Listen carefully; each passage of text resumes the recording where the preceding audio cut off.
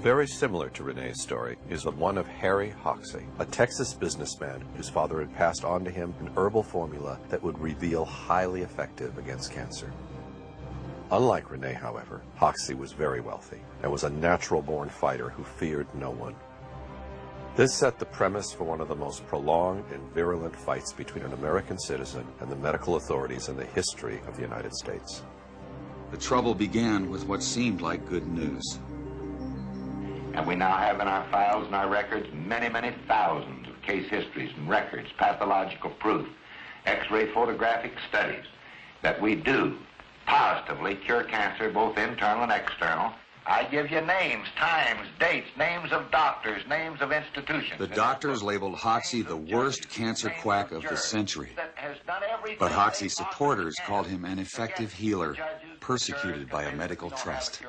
But up to now, they have never proven that this treatment don't cure cancer. The ex-coal miner with an 8th grade education became a legend in his own time. According to the Hoksey legend, the remedies were discovered by his great-grandfather experimenting on a sick horse. As the story goes, John Hoksey was a veterinarian whose prize stallion got cancer. He put it out to pasture to die. But 3 weeks later, the tumor had stabilized. He observed the horse eating unusual plants, not part of its normal diet. Within a year, the horse was well. So John Hoksey began to experiment on animals with the herbs, and he added other popular home remedies. He claimed success and passed the formulas down through the family, who eventually used them on people. Hoksey said his father was the first to try the medicines on people. He gave young Harry the formulas with a deathbed wish to make the treatment available to people whether or not they could pay. Prophetically, he warned the boy against the high priests of medicine who would fight him jealously. It didn't take long. Hoksey started his first clinic in Illinois in 1924, and he immediately incurred the wrath of organized medicine. He was arrested more times than any other man in medical history. Yet by the 1950s, the Hoksey Clinic of Dallas, Texas was the largest privately owned cancer center in the world. Hoksey clinics reached through 17 states. Endorsing the treatment were senators, judges, and even some doctors. 2 federal courts upheld its therapeutic value. If the treatment was worthless, how did it gain so much support? To claim a cure for cancer is to invite evaluation. While the medical profession turned its back on Hoksey, numerous individuals did make personal investigations. These experiences repeatedly turned skeptics into believers. Among them was Esquire magazine writer James Wakefield Burke, who in 1939 began covering the Hoksey story. My boss, Arnold Gingrich, one day said, "Why don't you go down to Texas and let's expose this fellow. He's getting too big." And the American Medical Association liked to put him out of business, and said, "You go down and get acquainted with him," and says, "We'll do a couple of pieces on him and put an end to this." So it was an assignment. I came to Texas. I expected to stay about a day, get my information, and leave. I became fascinated. I stayed for 6 weeks. Every day, Harry would pick me up, bring me to the clinic. We'd come in the morning, and he would put his arm around these old men and women, say, "Dad, them doctors been cutting you up." Says, "I ain't gonna let them sons of bitches kill you. You're gonna live." And he'd treat them, and I'd watch him treat them. They'd get better and begin to get well.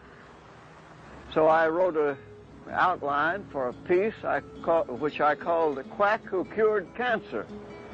And I sent it back to the editors, but it never came out. Assistant District Attorney Al Templeton was more than a skeptic. He arrested Hoksey more than 100 times in 2 years. Then his own brother, Mike, got terminal cancer and secretly went to Hoksey. When Mike Templeton got well, Al Templeton gave Hoksey the credit. Hoksey's prosecutor became his lawyer. More and more people kept supporting Hoksey's claims of a cure. His boldest promoter was Christian evangelist Gerald Winrod.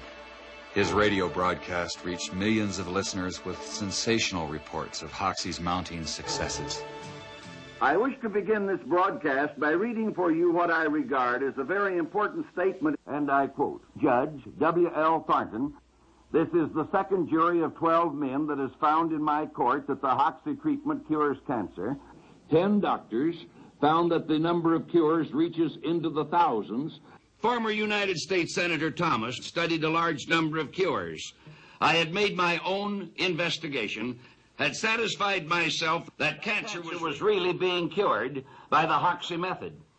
This humble reporter can only say, God bless these quacks, the only quacks who are curing cancer today. But a new cancer treatment needs more than personal investigations to gain acceptance. It needs a formal scientific review. And when I say to you, all I want is to have them come here. The American Medical Association, the Pure Food and Drug, the federal government, anybody, come here and make an investigation. And if I don't prove to them beyond any question of a doubt that our treatment is superior to radium X-ray and surgery, then I will lock the doors of this institution forever. But the medical profession did not respond to his call. The doctors claim that they already knew from their medical education that his remedies were had no efficaciousness at all, was no cure. They were just sought in their ways and adamant in their beliefs. According to Hoksey, there was a more sinister reason the medical profession wouldn't investigate. Hoksey said the AMA doctors invited him to demonstrate the treatment. Among them was Dr. Morris Fishbein, editor of the influential AMA journal. According to Hoksey, the day after his successful demonstration, a high AMA official asked to buy the rights to the formulas. The alleged offer would have given all rights to a group of doctors, including Dr. Fishbein. Just like Rene, Hoksey turned down the offer because he could not get the guarantee that the formula would have been made available for free to anyone who ever needed it. But one thing was certain.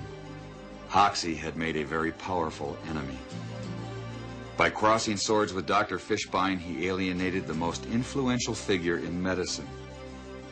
Dr. Fishbein held a unique position. As journal editor, he controlled the main income-producing organ of the AMA and thus the organization. He also published the accepted standards of medical practice. After the Chicago incident, Dr. Fishbein blackballed Hoksey by branding him a quack in the journal. It commented that Hoksey's most enthusiastic supporter was the local undertaker. The AMA attack was relentless. Dr. Fishbein and Hoksey would battle each other for 25 years to come in a drama of national dimensions. But rather than settling the dispute through scientific means, they played it out in the media.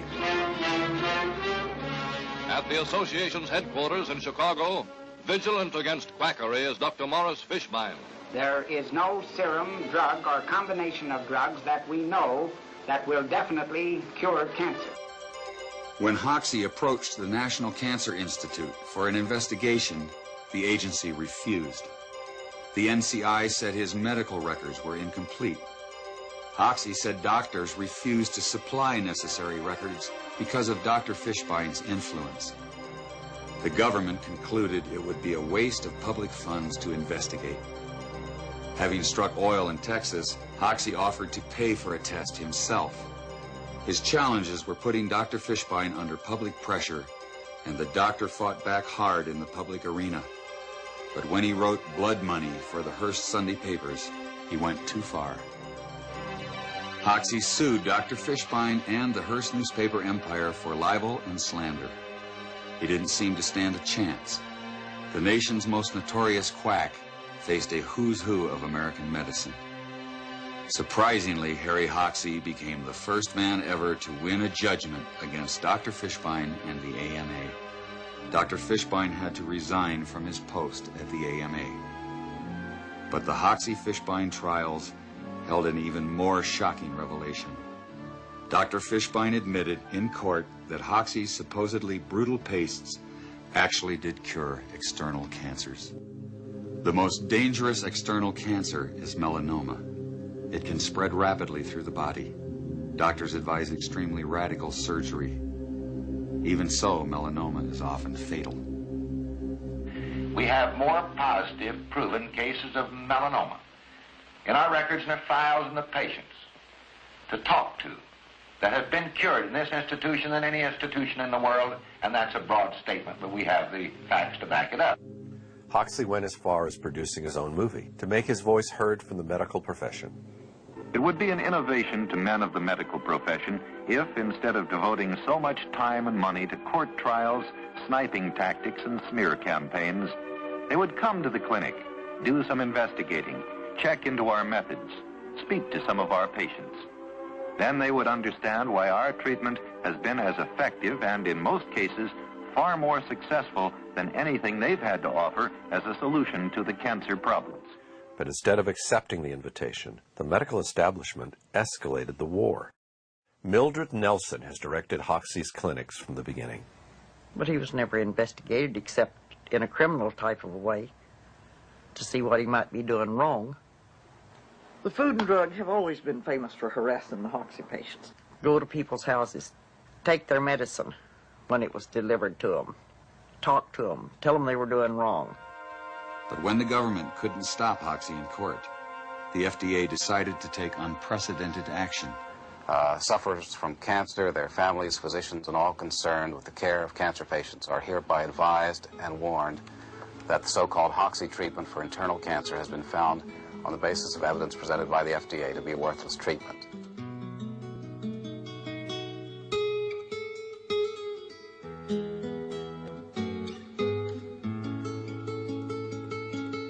And it was so successful that the FDA then went ahead and issued it in a poster form, which was put up in post offices around the country. I'm swimming in blood now. They've done everything they possibly can to try to humiliate me. They've had me in court many, many times. But do I care about that? I'm not thinking about what they're doing to me. I'm thinking about the 12,000 patients who's under treatment observation here at this clinic. I'm only thinking of one thing: suffering humanity. But the government did more than just warn the public. Although federal prosecutors couldn't prove the treatment was worthless, they did outlaw it on technicalities like false labeling in interstate commerce. At one time, we had 17 clinics open across the country. Food and Drug walked in the same date, every one of them, and padlocked them. And no way did Harry have the money to fight that in court, state by state. After losing all his clinics, Harry Hoksey eventually gave up his 25-year-long fight against the medical establishment. He built a new clinic in Mexico, put Mildred Nelson in charge, and went back to Texas, where he died in 1974. The Mexican clinic has been treating thousands of patients over the years and is still active today under different doctors after Mildred Nelson passed away. But the Hoksey treatment has never been made available to American patients, and it cannot even be shipped legally into the country. Those who wish to use the Hoksey treatment must travel each time to Mexico and are allowed to bring back only the amount needed for